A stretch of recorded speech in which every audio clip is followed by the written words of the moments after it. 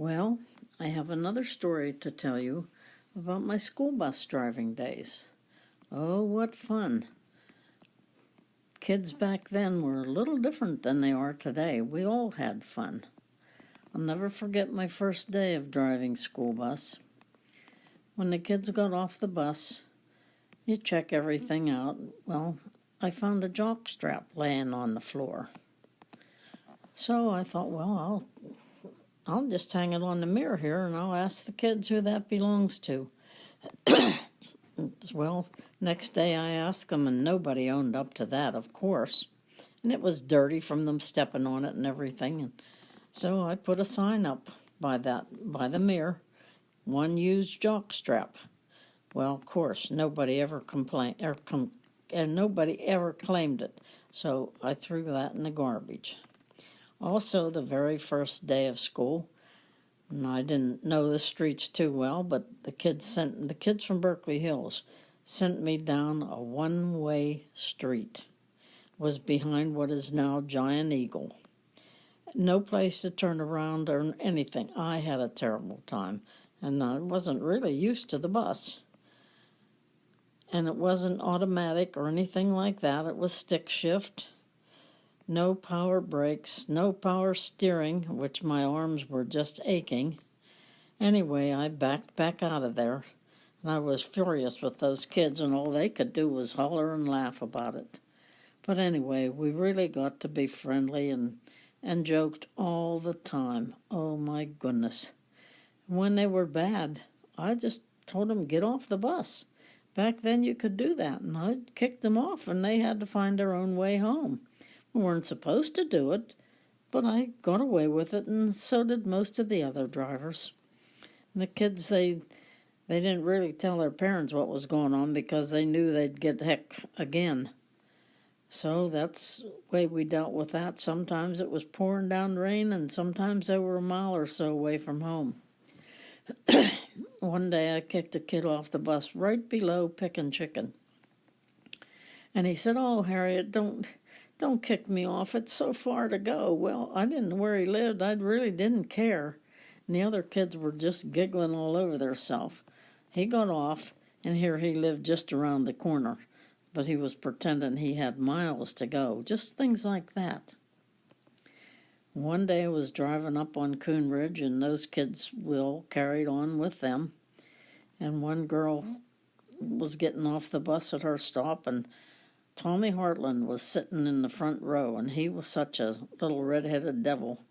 So when this girl got off, I reached and patted her on the butt, and I said, "Tommy, stop that." And she turned around and smacked his face, and he says, "Oh, Mrs. Hudfaker, why'd you do that to me?" He deserved every bit of it. I wanted him to get blamed, and he did. Let's see what else we ran across. I always dressed up.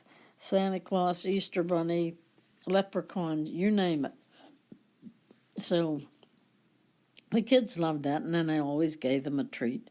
So one day I was going down Hirschberger Road, or Berkeley Hills there, behind Giant Eagle, and these were little kids, and they were standing up and stuff, and I kept yelling at them to sit down, sit down. Well, they wouldn't. And I said, I'm going to smack your ass. Asses are to sit on and to smack, and you're going to get yours smacked. Well, they sat down for a few minutes and got off and went home and told their mothers I swore at them. So I got called into the office, or they called the office, and since I had just dressed up, why, the secretary said, "Oh, not Santa Claus. Santa Claus wouldn't say things like that." Well, Santa Claus did. Anyway, that was the end of them standing up, because I guess they got spanked when they got home, too. Just funny stories like that. And then we took the kids from Westmont Middle School on Fridays up to Hidden Valley to ski. And there was nothing much to do. I was the only woman driver at that time. So we'd all get in one bus, all the other drivers, there were 6 or 8 buses went, and we'd go into Somerset and have supper and sit there for hours just talking and waiting for skiing to be done. Sometimes we'd fall asleep in the bus, too, just waiting on the kids, but that was no fun. Me and 8 or 10 guys, all I can remember was if I had to get out of the bus to go to the bathroom, and I went to the very back of the bus to get away from everybody, all it was a bunch of farts and things like that. But I made it and got off and go to the bathroom. Those guys, they knew what they were doing, I'm sure. But I didn't get home till maybe 11, 12 o'clock at night, and Owen was working, and I'd have to fix the fire. We had coal furnace then. Fix the fire so we didn't freeze to death that night, and it was pretty awful doing the ski trips. I didn't really care for that. But at Christmas time in those years, they put our bus drivers' names in different cans, according to how many miles you drove. And I was driving 113 at the time. There was just a few of us. And then they drew names for money prizes. And that year, I won $1,000 prize. Boy, was I thrilled. That helped pay the taxes back then. Well, another funny story. I kept my bus the first year or two down along North Fork Road, and there was 3 or 4 fellas down there. So I baked each one of them a fruitcake at Christmas time. And the one driver hadn't come in yet, so he said, just set his on a table down there in the garage. And I did. So a few days went by, and the other guys were saying they liked their cake, and I said, well, how about you, Aldous Wingard? Did you like your cake? He didn't say anything to me. And he says, well, I have to confess I didn't get my cake. I said, what do you mean you didn't get your cake?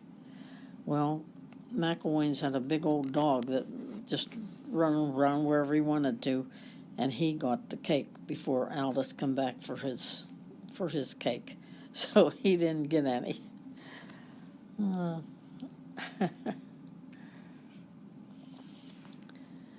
Well, that, and we were in the strawberry business for a few years back here. Had several acres of strawberries. Oh, that was a job. Sometimes, even when the season first started, when they were ripe, it was cold enough the kids had to put gloves on to pick. So all the neighbor kids would come and pick too, and we paid them each 5 or 10 cents a quart. I forget what it was. We sold them for 50 cents a quart. And everybody wanted to pick, so we had lots of neighbor kids helping. Till they got a little older, and then they got a little ornery, and they started throwing strawberries at each other, and that didn't work too well. So then we decided to try pick your own, have people come pick their own berries at a lesser price. And you know what? Those adults were as bad as the kids. They'd steal each other's baskets and step on them and did the darndest things to each other. So we quit doing that too. Anyway, I forget how long we were in the strawberry business, but it was a gruesome job too. Rain or shine, we picked. Come home with wet clothes, and according to my other stories, I never had a washer and dryer or anything, so every day you had to get up and put the same old wet, muddy clothes on to keep picking strawberries. Oh, well, that's probably most of the events that were going on in my life. Unless I think of some more, why, I'll quit for now.